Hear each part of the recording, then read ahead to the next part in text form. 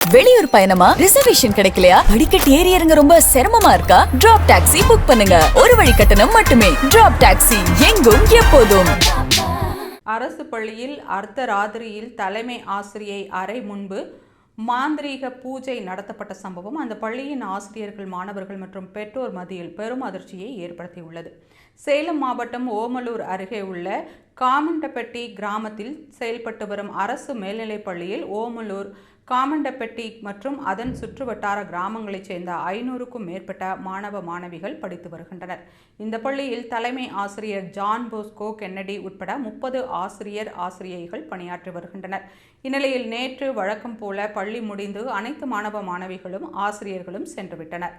இன்று காலை பள்ளிக்கு வந்த ஆசிரியர்களும் மாணவர்களும் தலைமை ஆசிரியர் அறை முன்பு மாந்திரீக பூஜை செய்யப்பட்டு இருப்பதை கண்டு அதிர்ச்சியும் அச்சமும் அடைந்தனர்.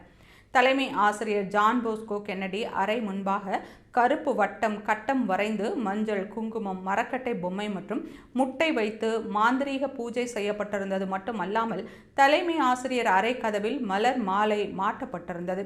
பின்னர் பள்ளியில் இருந்த பணியாளர்கள் பூஜை பொருட்களை அகற்றி தண்ணீரால் கழுவி தரையை சுத்தம் செய்தனர்.